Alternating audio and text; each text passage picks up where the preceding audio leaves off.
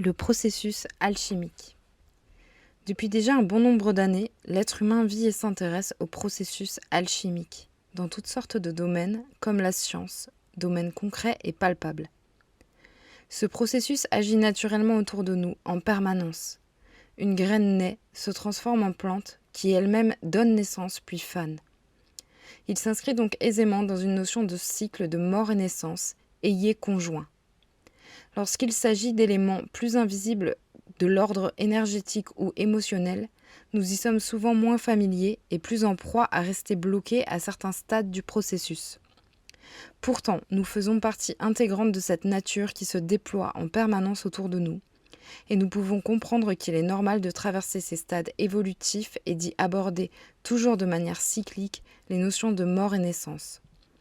Nous pourrions aussi aborder ici la notion de sublimation, qui serait comme l'accomplissement, l'apogée. Mais le processus alchimique va en réalité plus loin, car il s'inscrit dans cette loi de l'impermanence qui régit l'incarnation sur cette planète.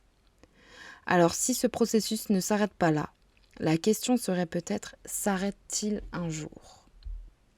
Message des guides.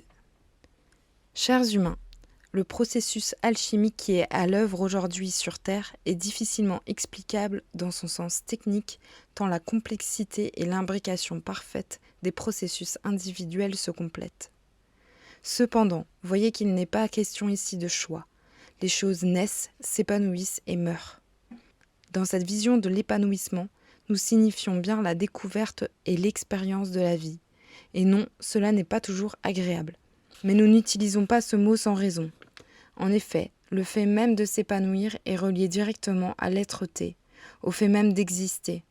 Les plantes autour de vous s'épanouissent, la fourmi qui passe, le chat qui guette sa proie. Là où l'être humain dénote, il s'est coupé de ce flux naturel du sentiment d'épanouissement, et cette césure a fait naître beaucoup de disparités et de séparativité dans ce monde. En influant sur ce processus, l'humain se sépare de sa nature même et devient par ailleurs créateur d'une réalité différente.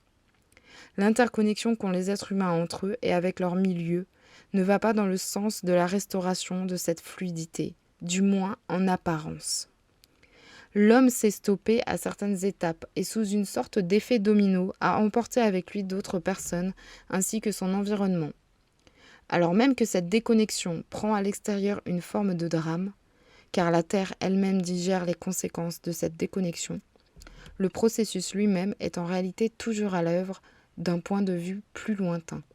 La personne qui, au milieu de ce contexte, sait aborder et accepter ce processus a plus de chances d'être connectée à son être-té et donc de toucher la transcendance.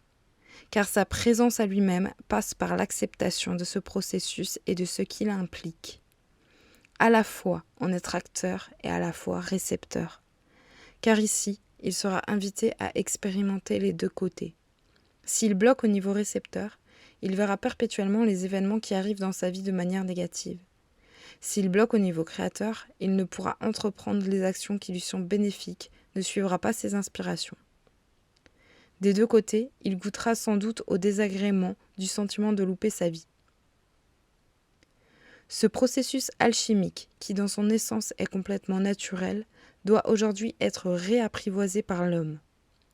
Pour cela, chacun doit trouver sa propre stratégie, à l'image de la singularité qu'ont chaque espèce à se développer et évoluer dans la nature. En réalité, cela nécessite souvent un ingrédient nommé inspiration. Car là où se trouve l'élan du cœur, l'alchimie se trouve aussi. Le fait même de nourrir ce qui vous fait du bien apporte des ingrédients nécessaires à votre épanouissement et à l'harmonique. Le fait même de nourrir ce qui vous fait du bien apporte des ingrédients nécessaires à votre épanouissement et à l'harmonie qui se jouera forcément avec le milieu et les personnes qui vous entourent. L'inspiration amène la cohérence dans ce processus et dans votre vie. C'est donc elle qu'il faut plus que tout désirer. Bien sûr, cette alchimie demande parfois des efforts, des remises en question ou même un certain savoir-faire, mais si l'inspiration est là, alors il suffit simplement de la suivre. Chaque être naît avec cette faculté et donc a la possibilité d'atteindre le stade de la sublimation. C'est lorsque les éléments sont réunis dans un apaisement profond et stable que cette notion s'incarne. La sublimation découle d'une tranquillité profonde vis-à-vis de l'impermanence qu'ont chaque chose, autour de soi et en soi, de la conscience que le haut redescendra et le bas remontera, ainsi que d'un élan créatif en lien avec la notion d'épanouissement. L'épanouissement qui lui-même est initialement informe et déstructuré, et par la force d'une connexion avec son destin et le dessein naturel d'un ou des inspirations qui s'y trouvent, exprime sa singularité. Dans la nature, chaque être est unique et déploie des particularités et caractéristiques qui étaient déjà présentes initialement. En s'inspirant des éléments de la nature et sans doute même en y plongeant un peu plus physiquement, l'être humain alchimisera son destin. Car c'est ainsi que les choses se passaient avant lui et qu'elles se passeront après lui. Cette intemporalité du processus montre bien que l'interférence humaine ne peut pas vraiment y porter atteinte. Aussi, même s'il peut le vivre et l'utiliser, il ne pourra jamais atteindre ou modifier cette structure même. Du moins, pas dans le schéma dimensionnel qui lui est proposé à vivre en ce moment. Ce processus, s'il est mal compris, peut amener un sentiment d'enfermement.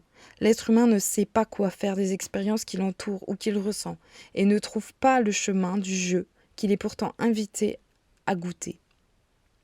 Car oui, le processus alchimique est un jeu qui s'inscrit dans cette notion de cycle vie-mort et qui invite chacun à être maître de l'expérience qu'il vit actuellement.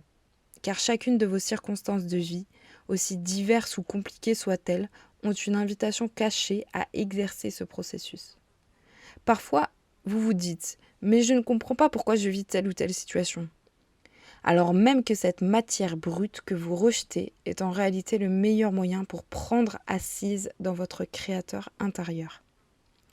La vie elle-même ne jette rien et transforme. Oui, rien ne se perd et tout se transforme. Alors asseyez-vous avec ce que vous vivez et que vous jugez à jeter et revenez à votre essence créatrice. Osez accomplir, osez être alchimiste. Oui, cela demande souvent du courage et une sacrée dose d'intégrité. Et si, malgré cette assise, vous ne savez pas comment faire, demandez. Demandez à vos guides, demandez à l'arbre, demandez à votre voisin, à l'enfant, à la fleur. Votre méconnaissance n'est pas honteuse. Est-ce qu'un enfant a honte de tomber lorsqu'il apprend à marcher? Ou imite-t-il les personnes qui l'entourent qui savent déjà le faire? Être alchimiste, c'est aussi parfois redevenir cet enfant. À d'autres moments, quand vous savez quoi faire pour alchimiser, il faut prendre son courage à deux mains et mobiliser force et persévérance. Car oui, le jeu de l'alchimie nécessite bien souvent tous ces ingrédients. Aussi, ce fameux sentiment d'accomplissement n'est pas un but, mais un état. Est-ce que la fleur sait qu'elle est fleur?